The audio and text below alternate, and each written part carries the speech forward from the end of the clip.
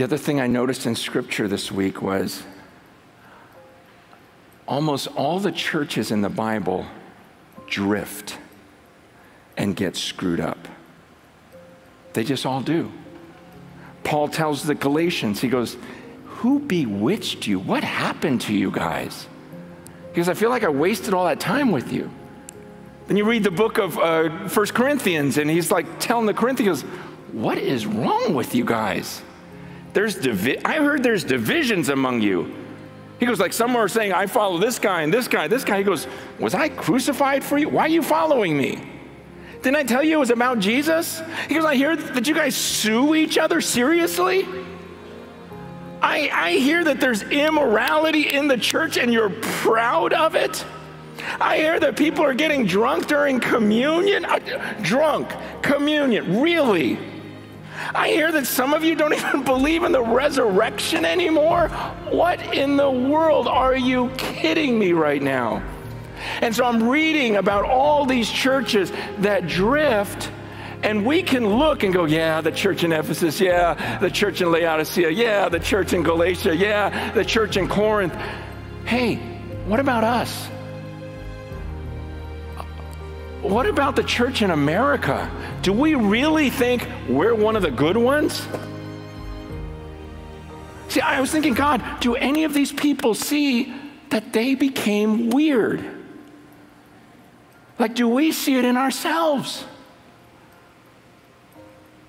Man, when I went to China like 7, 8 years ago, I was in the underground church, and they're telling me all these stories of the persecution, these young, all like college-age people, so fired up, telling me stories of persecution, and I'm just like on the edge of my seat going, you gotta be kidding me. And they're like, why? I go, because that's not the way it is in America. And I start telling them what it's like in America. I go, in America, we have buildings that we call churches, and you go to them. And you sit for an hour, hour and a half, and someone teaches you a message. And then if you don't like it, you can go to the church down the street. And if you get in a fight with someone, then you go to another church. If you want a divorce and they're against divorce, then you go to this one. If their music better, if their children are better. I go, that's what we call church. And they start laughing, like hysterically. They go, shut up. Shut up. My daughter and I, we left. She was like, Dad, did you see that? Did you see the way they were laughing? And I go, I know. Because they're looking at the Bible and go, how did you guys get there? How did you become that? When you guys go to church and go, I didn't really like it. How do you get that? I remember when I was speaking at an event in Dallas, and this pastor from India took me there. And there's lights, there's they had live animals, everything else at this event, the band, everything. And he just looks at me and he goes, you Americans are funny. He goes, no one would show up unless there's a great speaker or band, huh? He goes, in India, when they hear that we're gonna pray, people flood there.